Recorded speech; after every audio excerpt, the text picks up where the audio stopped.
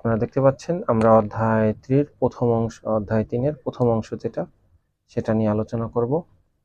তো অধ্যায় 3-এর প্রথম অংশের নাম হচ্ছে নাম্বার সিস্টেম, মানে সংখ্যা পদ্ধতি।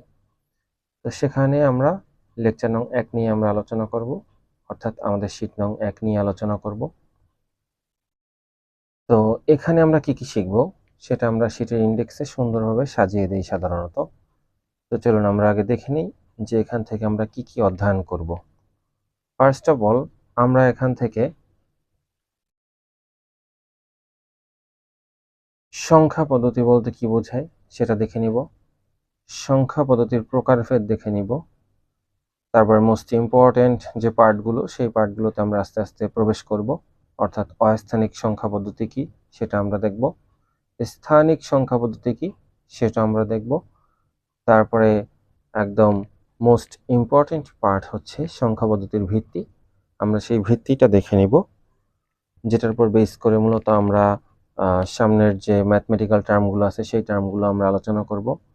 তারপর আমরা আলোচনা করব ডেসিমাল বা দশমিক সংখ্যা পদ্ধতি, যেটা আমরা সর্বদাই ব্যবহার করে থাকি। তারপরে আমরা আলোচনা করব বাইনারি সংখ্যা পদ্ধতি, যেটা হচ্ছে সম্পূর্ণ কম্পিউটারের একটা ল্যাঙ্গুয়েজ।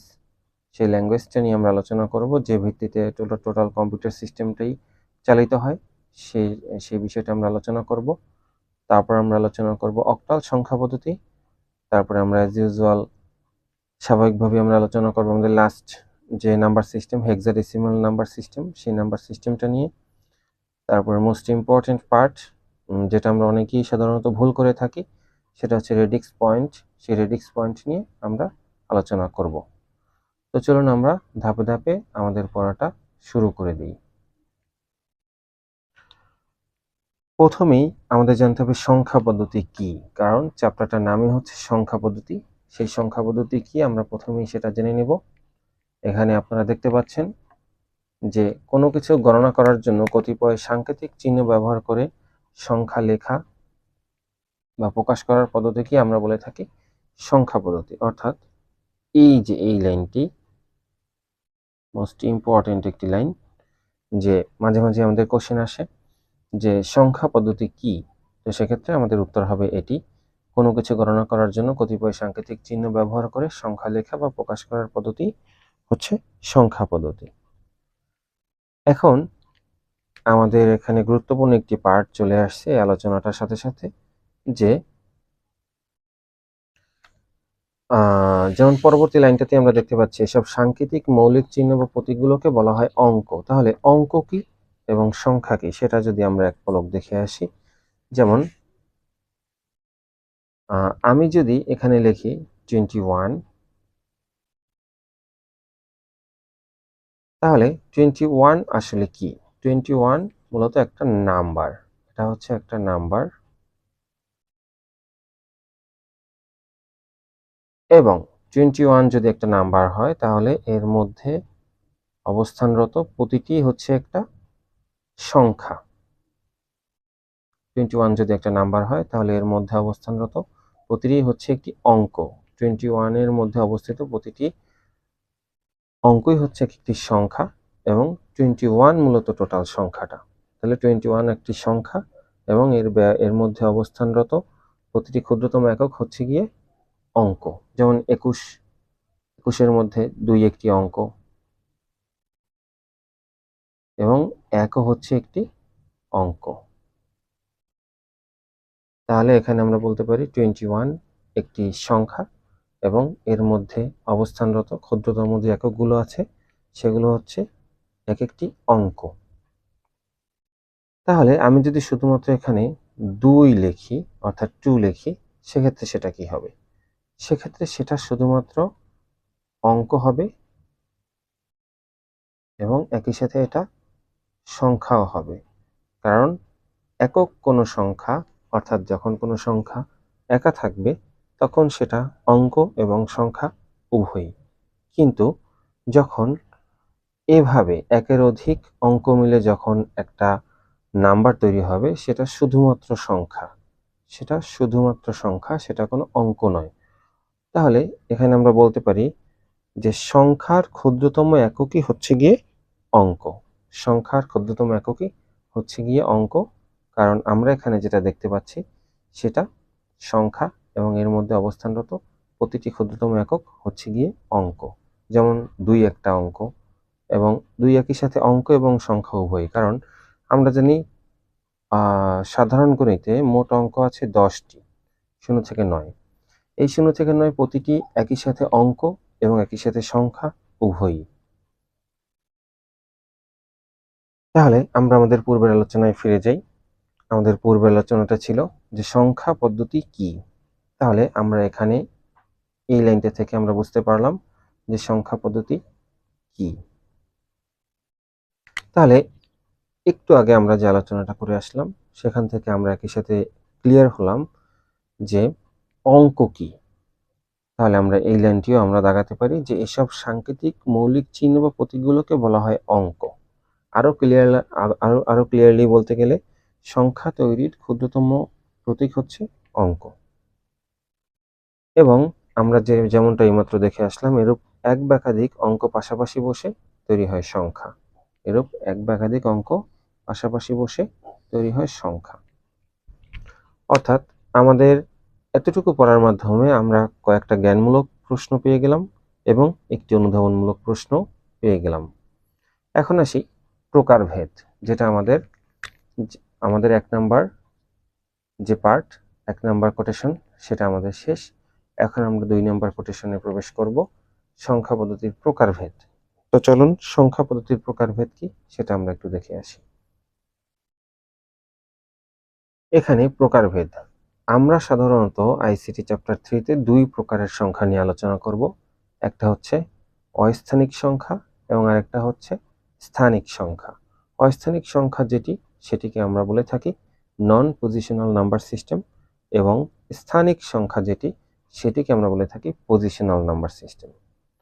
তো চলুন আমরা এটার একটু ডিটেলস দেখে আসি।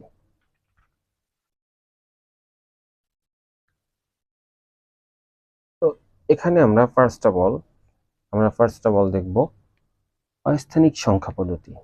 অস্থানিক সংখ্যা পদ্ধতি কি সেটা মূলত আমাদের আগে বুঝতে হবে।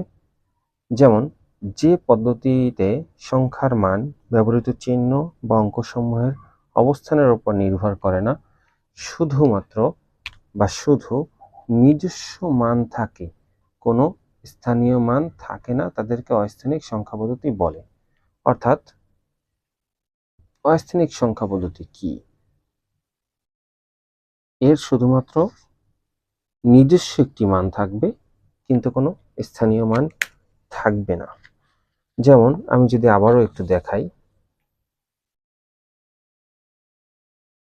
যেমন আমরা ছোটবেলা অঙ্ক করেছি এবং ছোটবেলা আমাদের ক্লাস 4 বা 5 এরকম ক্লাসগুলোতে আমরা সাধারণত এরকম বিভিন্ন অঙ্ক আমরা করতাম। সেখানে আমরা এভাবে অ্যাঙ্গেল টেনে আমরা 1 একক, 2 দশক, 1 একক সমান আমরা কি লিখতাম 1 গুণ 1 সমান সমান 1, 2 দশকে আমরা লিখতাম 2 গুণ 10 সমান 20। তারপর এভাবে আমরা টোটাল যোগ করে আমরা এখানে 21 করে দিতাম। আসলে এগুলোই হচ্ছে স্থানীয় মান। স্থানীয় মান হচ্ছে গিয়ে আমরা ছোটবেলায় যে অঙ্কগুলো করতাম এভাবে করে তার সেই সংখ্যাগুলোর মূলত আমরা স্থানীয় মান বের করতাম। অর্থাৎ যাদের একক, দশক, শতক, হাজার, অযুত, লক্ষ, নিযুত, কোটি এভাবে করে গণনা করা যায়, তাদেরই শুধুমাত্র স্থানীয় মান আছে। তাহলে বলা যায় এটি একটি স্থানিক সংখ্যা। কিন্তু আমরা এইমাত্র পড়ছিলাম অস্থানিক সংখ্যা, যার আসলে স্থানীয় মান নেই।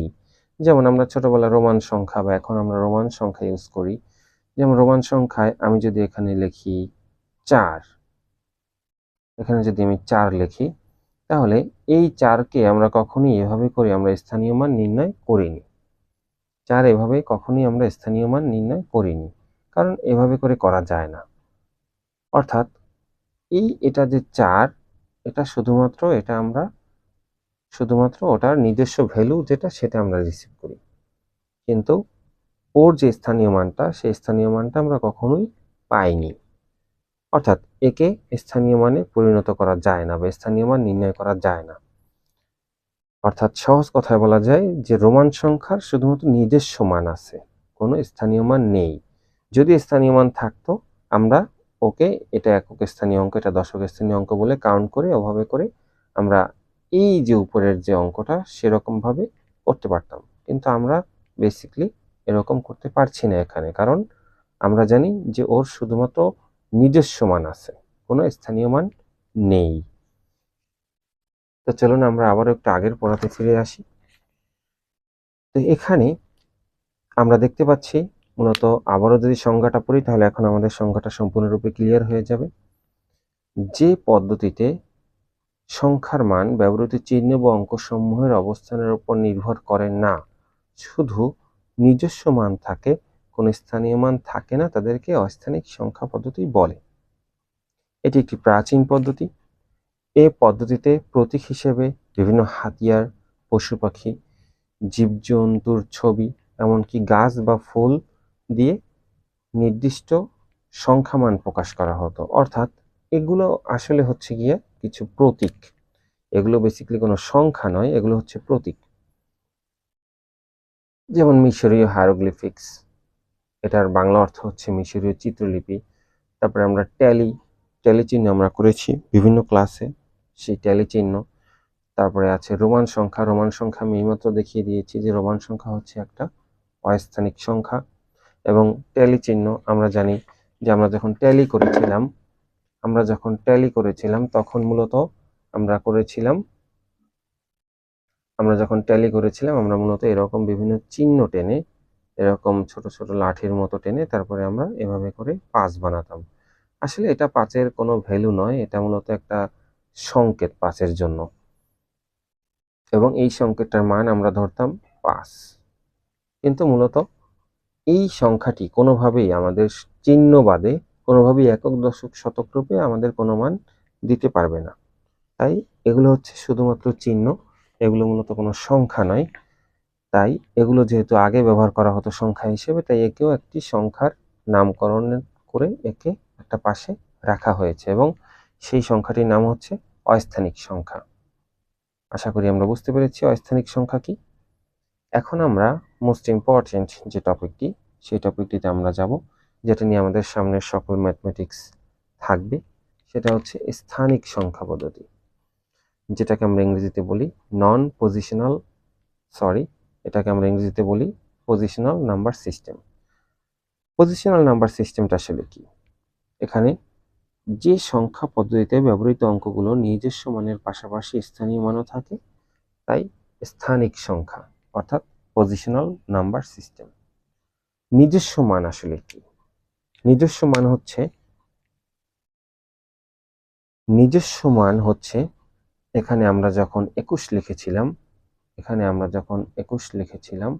তখন 21ই হচ্ছে গিয়ে নিজস্ব মান। তাহলে স্থানীয় মানটা কি? স্থানীয় মানটা হচ্ছে এই যে 1-এর একটি স্থানীয় মান রয়েছে, তারপরে এই যে 2-এর একটি স্থানীয় মান রয়েছে যেটা হচ্ছে 2 দশক, এটাই মূলত ওই স্থানীয় মান। আশা করি আমরা বুঝতে পেরেছি, কারণ মূলত আমরা যখন অস্থানিক সংখ্যাটা পড়েছিলাম তখনই আমরা স্থানিক সংখ্যাটা সম্পূর্ণরূপে ক্লিয়ার করে ফেলেছিলাম। তো স্থানিক সংখ্যা কি আমি যদি আবারও বলি, সেটা হচ্ছে যার একটি নিজস্ব মান থাকবে এবং সেই মানের অন্তর্ভুক্ত প্রতিটি অঙ্কের এক একটি স্থানীয় মান থাকবে, অর্থাৎ নিজস্ব মানও থাকতে হবে এবং স্থানীয় মানও থাকতে হবে। এখন আমরা যে বিষয়টি বলতে যাচ্ছি সেটি হচ্ছে আমাদের আইসিটিতে মূলত স্থানিক সংখ্যার মধ্যে আবার 4টি বিভাগ করা হয়েছে, যে 4টি বিভাগে আবার 12টি রূপান্তর করা হবে। তো সেই 4টি বিভাগ আসলে কি? সেই 4টি বিভাগ হচ্ছে ডেসিমেল, বাইনারি, অক্টাল এবং হেক্সাডেসিমেল। ডেসিমেল, বাইনারি, অক্টাল এবং হেক্সাডেসিমেল। তো এখানে আমরা ডেসিমেল সংখ্যা পদ্ধতি সম্পর্কে যদি একটু কথা বলি, এখানে আমরা একটু দেখার চেষ্টা করব যে ডেসিমেল বা দশমিক সংখ্যা পদ্ধতি। যেমন আমরা ছোটবেলা থেকে কিন্তু দশমিক শব্দটার সাথে পরিচিত। কিন্তু এই দশমিকটা মূলত আমরা চিহ্ন হিসেবে পরিচিত, কিন্তু দশমিকটা কিন্তু শুধুমাত্র চিহ্ন নয় কোনো, দশমিকটা হচ্ছে একটি সংখ্যা পদ্ধতি। আমি আবারও বলি, দশমিকটা হচ্ছে একটা সংখ্যা পদ্ধতি। আসলে সেই সংখ্যার মধ্যে একটা চিহ্ন ব্যবহৃত হয়, যেটা হচ্ছে একটা বিন্দুর সমতুল্য, সেই কারণে তার নাম হয়েছে দশমিক বিন্দু। মূলত দশমিক হচ্ছে একটি সংখ্যা, কিন্তু আমরা ভুলে সবসময় ওই বিন্দুটাকেই মূলত দশমিক বলে থাকি, কিন্তু ওটা হচ্ছে দশমিক বিন্দু। তো আমি সে আলোচনায় পড়ে যাচ্ছি। এখন আমরা দশমিক সংখ্যা পদ্ধতি বা ডেসিমাল নাম্বার সিস্টেম যেটা আছে সেটা নিয়ে আমরা একটু কথা বলবো। তো মোস্ট ইম্পর্টেন্ট যে জায়গাটা সেটি হচ্ছে ডেসিমাল শব্দটি এসেছে লাতিন ডেকিম থেকে, লাতিন শব্দ ডেকিম থেকে, যেটি এখানে ডেসি শব্দের অর্থ 10। তাহলে এই যে সেই 10-এর কারণ আমরা জানি ডেসিমাল হচ্ছে একটা 10 ভিত্তিক সংখ্যা, ডেসিমাল হচ্ছে একটি 10 ভিত্তিক সংখ্যা এবং তার নামটাই হচ্ছে গিয়ে 10-এর সমতুল্য, অর্থাৎ ডেসি শব্দের অর্থই হচ্ছে 10। তাহলে যদি প্রশ্নে আসে যে ডেসিমাল সংখ্যা পদ্ধতি বলতে কি বোঝো, তাহলে আসলে আমরা উত্তরটা কি লিখবো? জ্ঞানমূলক উত্তরে আমরা লিখব যে সংখ্যা পদ্ধতিতে সংখ্যা গণনা করার জন্য 10টি অঙ্ক বা প্রতীক ব্যবহৃত হয় তাকে ডেসিমাল সংখ্যা পদ্ধতি বলে।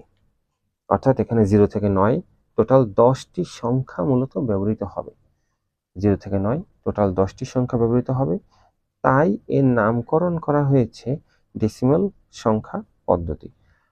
এই যে আমরা 0 থেকে 9 ব্যবহার করে ফেললাম পর্যায়ক্রমিকভাবে, এটি হচ্ছে ডেসিমাল সংখ্যা পদ্ধতি। মোস্ট ইম্পর্টেন্ট যে লাইনটি, একে হিন্দু আরবীয় সংখ্যা পদ্ধতিও বলা হয়, একে হিন্দু আরবীয় সংখ্যা পদ্ধতিও বলা হবে। ডিজিটাল ডিভাইসে এই সংখ্যা পদ্ধতি সরাসরি ব্যবহৃত হয় না, ডিজিটাল ডিভাইসে এই সংখ্যা পদ্ধতি সরাসরি ব্যবহৃত হয় না। ডিজিটাল ডিভাইস বলতে কি বোঝায়? ডিজিটাল ডিভাইস বলতে বোঝায় কম্পিউটারকে, ডিজিটাল ডিভাইস বলতে বোঝাবে কম্পিউটারকে। কম্পিউটার এই সংখ্যা সরাসরি বুঝতে পারে না, একে বাইনারিতে রূপান্তর করে ডিজিটাল ডিভাইস ব্যবহার করে, অর্থাৎ বাইনারিতে এনকোড করে, অর্থাৎ বাইনারি হচ্ছে কম্পিউটারের নিজের ভাষা, তাই বাইনারিতে রূপান্তর করে তারপরে কম্পিউটার একে বুঝতে পারে। মোস্ট ইম্পর্টেন্ট যে টিকাগুলো, সেই টিকাগুলো হচ্ছে বিশেষ দ্রষ্টব্যের এই জায়গাটি। দশমিক পদ্ধতির প্রথম প্রচলন করেন মহর্ষি আর্যভট্ট। মোস্ট ইম্পর্টেন্ট ইনফরমেশন, দশমিক পদ্ধতির প্রথম প্রচলন করেন মহর্ষি আর্যভট্ট, কিন্তু দশমিক বিন্দুর আবিষ্কারক হচ্ছে পিথাগোরাস, দশমিক বিন্দুর আবিষ্কারক পিথাগোরাস। আশা করি আমরা বুঝতে পেরেছি। এই হচ্ছে ডেসিমাল বা দশমিক সংখ্যা পদ্ধতির একদম বেসিক কনসেপ্ট। এখন আমরা যাব বাইনারি সংখ্যা পদ্ধতি, বাইনারি সংখ্যা পদ্ধতিতে আমরা যাব। তো বাইনারি শব্দটি এসেছে লাতিন শব্দ বিনি থেকে, বাইনারি শব্দটি এসেছে লাতিন শব্দ বিনি থেকে। এখানে বাই শব্দের অর্থ হলো 2, বাই শব্দের অর্থটাই হচ্ছে গিয়ে 2। তাহলে বাইনারি সংখ্যা পদ্ধতিটি আসলে কি আমরা একটু দেখে আসি। যে সংখ্যা পদ্ধতিতে সংখ্যা গণনা করার জন্য 2টি অঙ্ক বা প্রতীক ব্যবহৃত হয় তাই হচ্ছে বাইনারি সংখ্যা পদ্ধতি। বাইনারি সংখ্যা পদ্ধতিতে ব্যবহৃত প্রতীক বা অঙ্ক হলো 0 এবং 1, 0 এবং 1, অর্থাৎ 0 এবং 1 নিয়ে বাইনারি গঠিত। বাইনারি সংখ্যা পদ্ধতিতে প্রতিটি চিহ্নকে বিট বলে। আমরা জানি যে বাইনারির প্রতিটি ডিজিটকে আমরা কি বলবো? বিট বলবো। মোস্ট ইম্পর্টেন্ট ইনফরমেশন,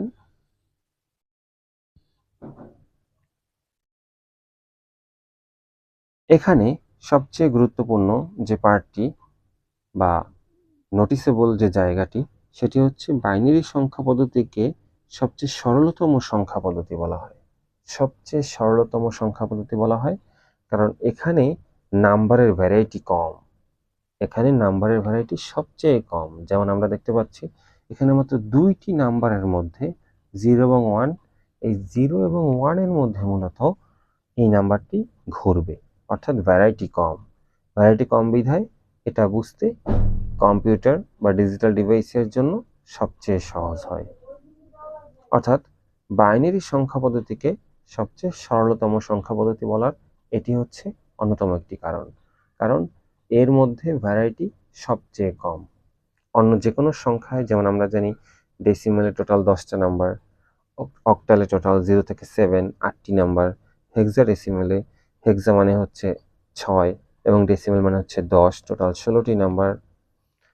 এখন আমাদের কিছুক্ষণ আগে যে বিষয়টি আমরা বলে আসলাম সেই বিষয়টি আমাদের আরেকটু ক্লিয়ারলি আমরা এখন ব্যাখ্যায়িত করব।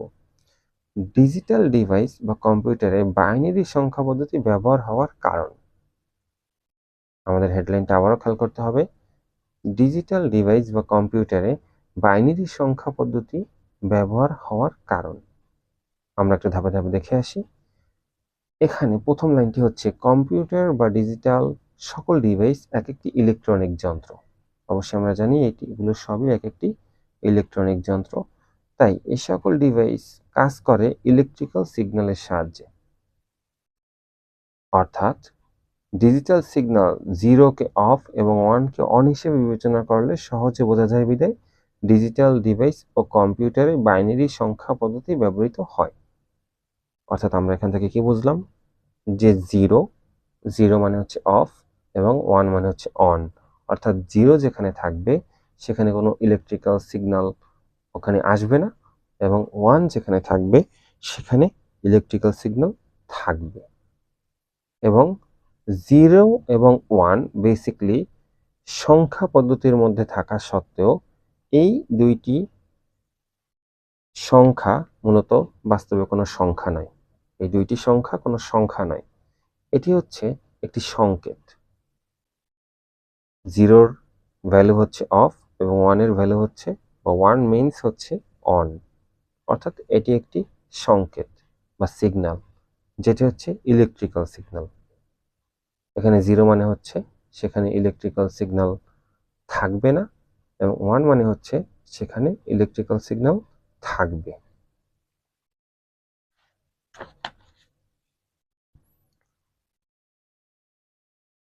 পরের স্টেপটি হচ্ছে বাইনারি সংকেত 0 ও 1কে খুব সহজে ইলেকট্রিক্যাল সিগন্যাল বুঝতে পারে, ফলে দ্রুত কার্যপদ্ধতি সম্পন্ন করতে পারে। কারণ সংকেতটি তো খুবই সিম্পল, কারণ 0কে অফ ধরা হবে এবং 1কে অন ধরা হবে, তাই এই সংকেত দুটি যে কোনো মেশিনের পক্ষে নির্বাহ করা সহজ। কিন্তু ইলেকট্রিক্যাল সিগন্যালের সাহায্যে দশমিক সংখ্যার 10টি ভিন্ন ভিন্ন অবস্থা প্রকাশ করা সম্ভব, তবে তা খুব কঠিন, ব্যয়বহুল ও সময় সাপেক্ষ বিষয়। তাই কম্পিউটার বা ডিজিটাল ডিভাইসে বাইনারি সংখ্যা পদ্ধতি ব্যবহৃত হয়। অর্থাৎ বাইনারি সংখ্যা পদ্ধতি ব্যবহার করার বা বাইনারি সংখ্যা পদ্ধতি অ্যাকসেপ্ট করার মোস্ট ইম্পর্টেন্ট যে টপিকটি বা মোস্ট ইম্পর্টেন্টলি যে বিষয়টি বলতে হয় সেটি হচ্ছে বাইনারি সবচেয়ে সহজ এবং সবচেয়ে সরল কার জন্য? ডিভাইসের জন্য। তাই ডিভাইসের ফ্রেন্ডলি ওয়ে নির্বাহ করার জন্য, ডিভাইসকে সবসময় ফ্রেন্ডলি ওয়েতে চালানোর জন্য আমরা মূলত বাইনারিকে সবচেয়ে সরলতম সংখ্যা পদ্ধতি হিসেবে আমরা ঘোষণা করেছি। কারণ এটি কম্পিউটারের পক্ষে নির্বাহ করা বা বুঝতে পারা খুবই ইজি, কারণ এখানে শুধুমাত্র অন এবং অফ এই দুইটি সিগন্যাল নিয়ে সে সামনের দিকে কাজ কন্ডাক্ট করে। বিশেষ দ্রষ্টব্য, বাইনারি পদ্ধতির উদ্ভাবক Gottfried Wilhelm Leibniz. Most important, Gottfried Wilhelm Leibniz. এখন আসি অক্টাল সংখ্যা পদ্ধতি। অক্টাল শব্দটি এসেছে লাতিন শব্দ অক্টো থেকে। এখানে অক্টা শব্দের অর্থ হলো 8। খেয়াল রাখতে হবে, অক্টাল শব্দের বা অক্টা শব্দের অর্থ হচ্ছে 8। তাহলে অক্টাল সংখ্যা পদ্ধতিটি কি? যে সংখ্যা পদ্ধতিতে সংখ্যা গণনা করার জন্য 8টি অঙ্ক বা প্রতীক ব্যবহৃত হয় তাই হচ্ছে অক্টাল সংখ্যা পদ্ধতি। এখানে আমরা জানি 8টি অর্থাৎ 0 থেকে শুরু হবে, তারপরে 7 থেকে আসবে। বা 7 পর্যন্ত আসবে। এখানে উল্লেখযোগ্য একটি লাইন হচ্ছে সবচেয়ে ছোট অক্টাল হচ্ছে 0 এবং সবচেয়ে বড় অক্টাল হচ্ছে 7। এটি শুধুমাত্র যে অক্টালের বেলায় এমনটি নয়, এটি মূলত ডেসিমেলের বেলায়ও সবচেয়ে ছোট ডেসিমেলটি হচ্ছে 0 এবং সবচেয়ে বড় ডেসিমেলটি হচ্ছে 9। ঠিক একইভাবে বাইনারির বেলায়ও সবচেয়ে ছোট বাইনারিটি হচ্ছে 0, সবচেয়ে বড় বাইনারিটি হচ্ছে 1।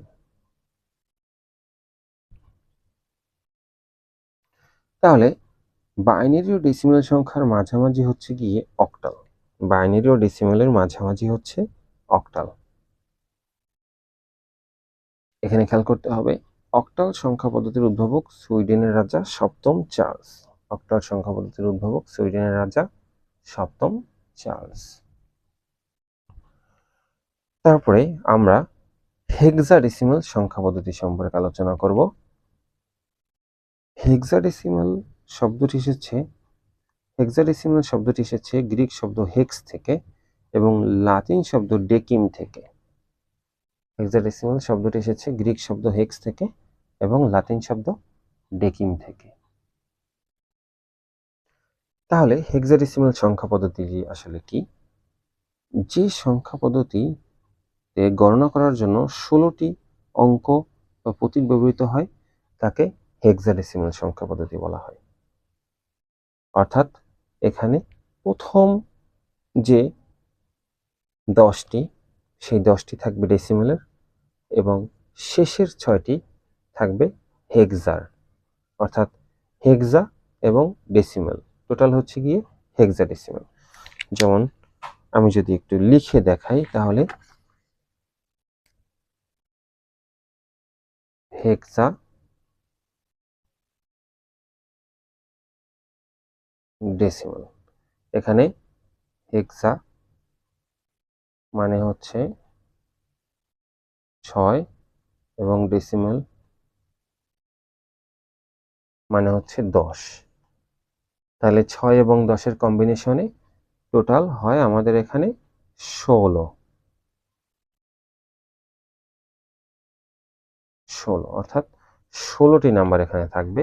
তাহলে সেই 16টির প্রথম 10টি থাকবে 0 থেকে 9 এবং শেষের 6টি থাকবে ক্যাপিটাল লেটার এ থেকে এফ।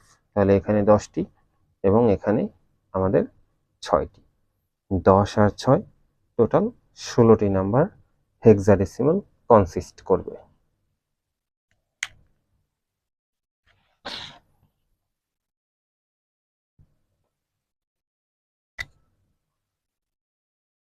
এখন আমরা মূলত মোস্ট ইম্পর্টেন্ট একটি টপিক যেখানে টোটাল নাম্বারগুলোকে একত্রে আলোচনা করা হবে। টোটাল নাম্বারগুলোকে একত্রে আলোচনা করে একটা ছকের মধ্যে দেওয়া হবে। তবে এই ছকটিতে যাওয়ার আগে আমরা মূলত নিজেদের মতন করে একটু টোটাল বিষয়টি আরেকবার সামারাইজ করব যাতে আমাদের টোটাল কনসেপ্টটি বুঝতে সুবিধা হয়। তো চলুন আমরা একটু টোটাল কনসেপ্টটা আরেকবার আমরা একটু দেখে আসি। এখানে আমরা টোটাল 4টি নাম্বার নিয়ে আলোচনা করেছিলাম। একটা হচ্ছে বাইনারি, তারপরে হচ্ছে অক্টাল, তারপরে হচ্ছে ডেসিমাল, তারপর হচ্ছে হেক্সাডেসিমাল।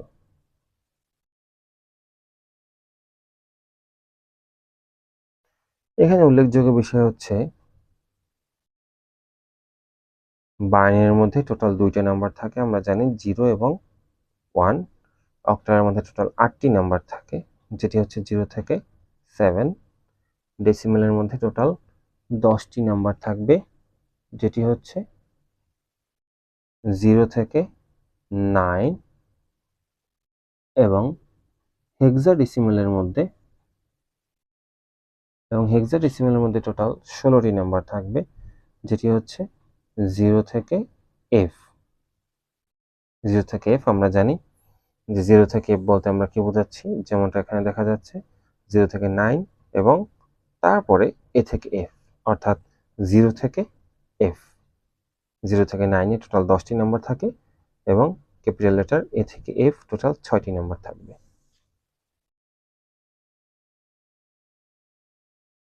আমরা যদি এক্সাম্পলের মাধ্যমে বোঝার চেষ্টা করি,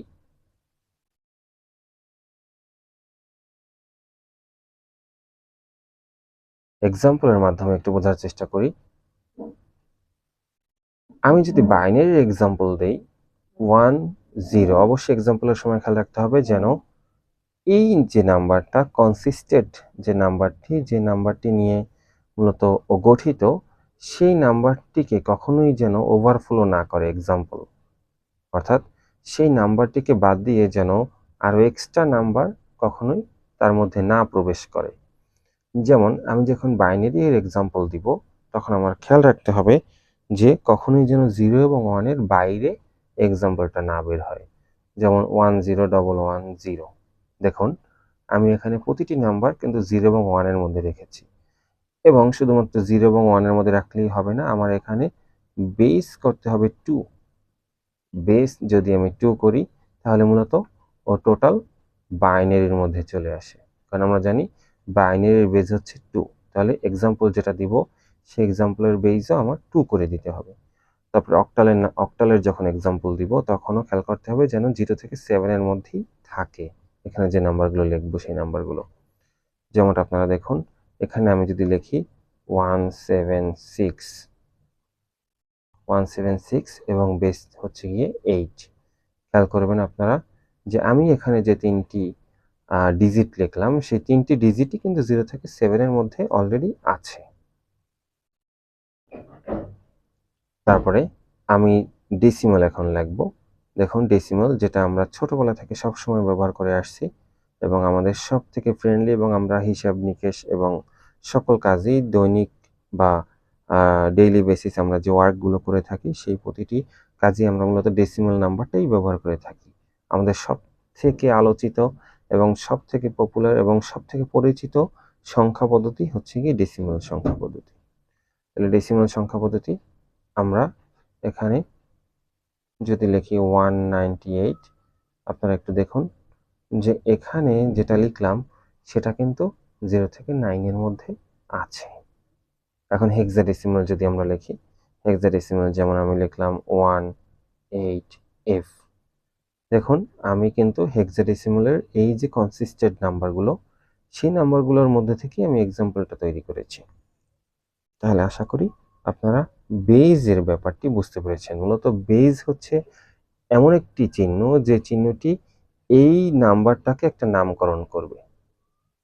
আমি যদি এখানে লিখতাম, যেমন আমি এখানে 176 যেটা লিখেছিলাম ওটার বেজ যদি আমি, যেমনটা আপনারা দেখতে পাচ্ছেন এখানে আমরা 8, এখানে আমি 8 করে দিয়েছি, আমি যদি 8 না করে এখানে যদি আমি 10 লিখে দেই তাহলে এই নাম্বারটি কি হয়ে যাবে বলুন আপনারা? এই নাম্বারটি হয়ে যাবে ডেসিমাল নাম্বার। এই নাম্বারটি অবশ্যই কি হয়ে যাবে সেক্ষেত্রে? ডেসিমাল নাম্বার হয়ে যাবে, কারণ যেহেতু ওটাকে আমরা করে দিয়েছি এখন বেস ডেসিমাল। একই নাম্বার যদি আমি এখানে অক্টাল করে দিতাম তাহলে ওটার নাম কিন্তু অক্টাল হয়ে যেত। যেমনটা আপনারা দেখুন যে আমি 1010 এই নাম্বারটাকে যদি আমি 2 করি তাহলে এটা কি হয়ে যাবে? এটা হয়ে যাবে বাইনারি, কিন্তু 1010 এই নাম্বারটিকে যদি আমি 8 করে দিই তাহলে এটা কিন্তু অক্টাল হয়ে যাবে। 1010 নাম্বারটিকে যদি আমি 10 করে দিই তাহলে সেটা ডেসিমাল হয়ে যাবে। তারপরে 1010 নাম্বারটিকে আমি যদি হেক্সাডেসিমাল করে দিই তাহলে ওটা হেক্সাডেসিমাল হয়ে যাবে। তাহলে বেস হচ্ছে এমন একটি ব্যাপার যে ব্যাপারটি আমাদের